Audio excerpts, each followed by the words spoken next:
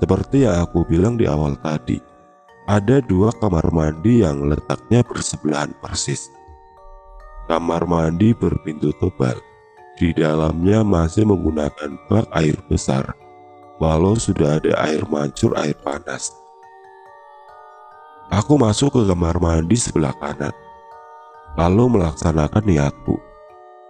Ternyata setelah aku perhatikan, di dalam kamar mandi ada lubang kecil pada bagian atas dindingnya.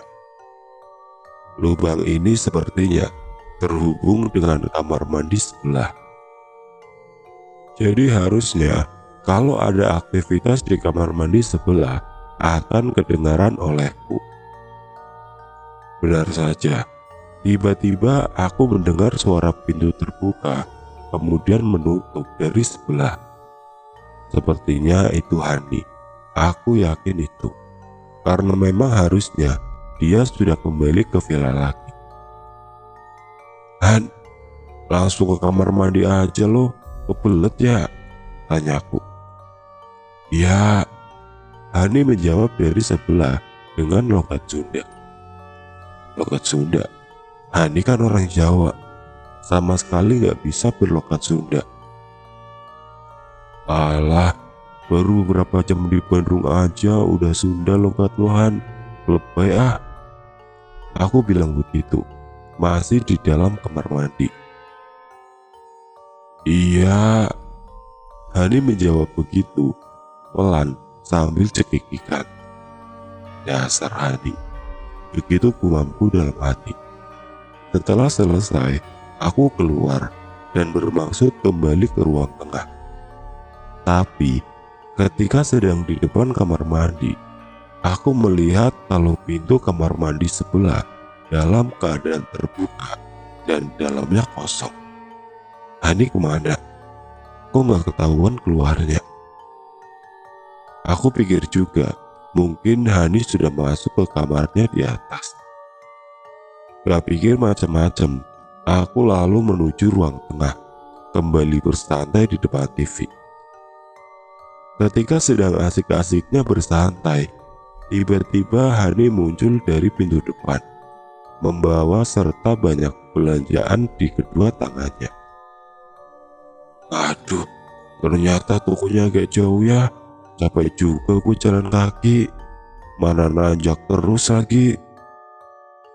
Begitu kalimat pertama yang muncul dari mulutnya, lalu dia merebahkan tubuhnya di sofa. Han, lo baru datang emang? Beneran baru datang? Tanyaku sangat penasaran. Lah iya, emang kenapa? Kok kaget? Ngeliatnya kayak ngeliat setan aja lo ah, jawab Hani. Lu gak bercanda kan? Gak lagi ngerjain gua? Tanyaku sekali lagi. Enggak Nisa, ini keinget gua masih bercucuran kayak bisiking. Ada apa sih emangnya? Enggak ada apa-apa, jawabku pendek. Kalau Hani baru aja datang, lalu siapa yang tadi ada di kamar mandi sebelah? Malam pun tiba, sekitar jam 7. Dimas, Danang dan Putri akhirnya kembali ke rumah dengan semua keperluan kami. Aku yang sore tadi baru saja mengalami kejadian janggal, sudah bisa sedikit tenang dan agak melupakan ketika semua akhirnya berkumpul.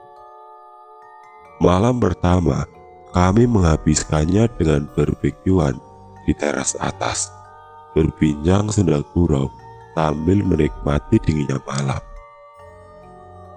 Oh ya, dari teras atas ini, kami bisa menikmati juga city light yang menjadi pemandangan indah. Sungguh saat-saat yang menyenangkan. Seperti yang ku bilang tadi, aku menjadi sering ingin buang air kecil kalau sedang berada di udara dingin. Sekitar jam 9, hasrat itu muncul lagi. Aku pengen pipis. Gua ke bawah dulu ya, kebelet lagi nih. Aku bilang begitu. Ah, beser lu nih kalau di Bandung. Perlu ditemenin nggak? Kata Dimas. Nggak perlu, sebentar kok, jawab. Lalu aku bergegas ke bawah, sementara 4 temanku tetap di teras atas. Sesampainya di bawah, keadaannya terang benderang karena memang kami biarkan lampu menyala semua, termasuk 2 kamar mandi dan dapur. Aku coba berjalan dengan santai tanpa beban karena tiba-tiba teringat dengan peristiwa sore tadi. Akhirnya memutuskan buru-buru melangkah agar cepat sampai kamar mandi. Aku memilih kamar mandi yang sebelah kanan lagi. Sebelum masuk, aku melihat kalau kamar mandi sebelah kiri pintunya dalam keadaan terbuka. Sesampainya di dalam, aku langsung pipis. Dalam keparnoan yang mulai muncul lagi, aku jadi semakin was-was ketika terdengar kalau pintu kamar mandi sebelah seperti ada yang menutupnya. Ya, pintunya tertutup. Awalnya aku diam sambil terus menajamkan pendengaran, tapi nggak ada suara apa-apa lagi.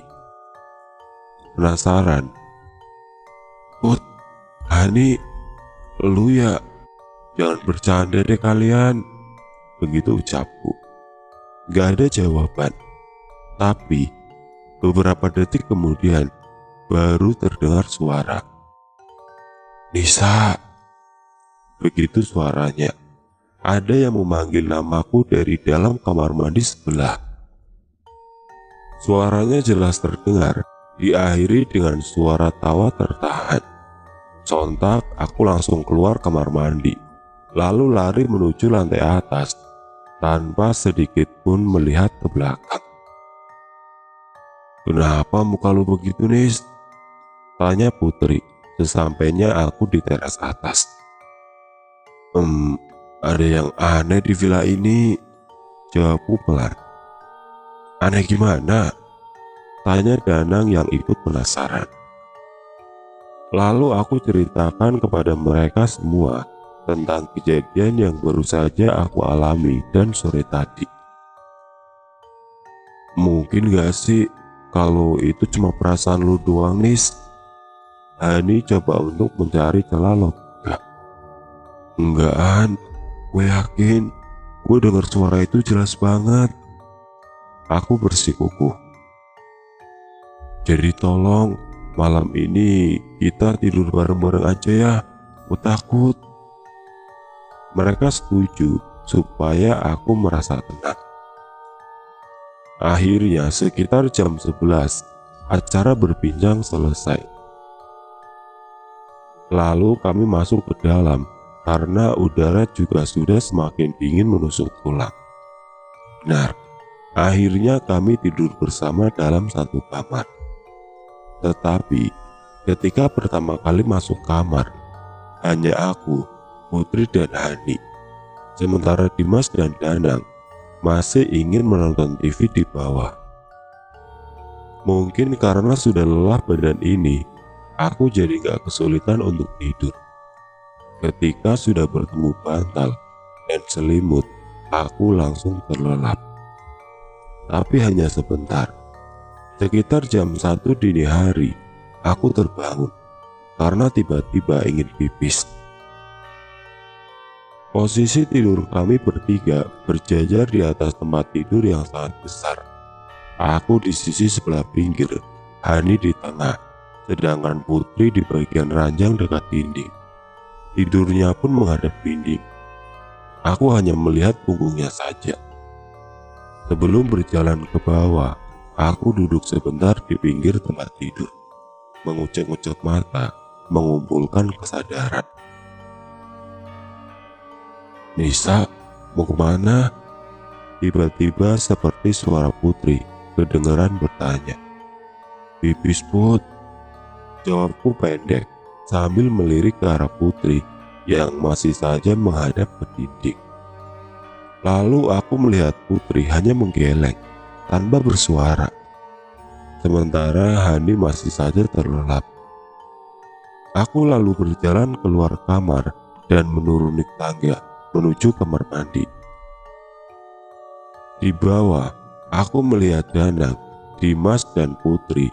Mereka bertiga masih asik ngobrol di depan TV. Ya, ada Putri juga ternyata.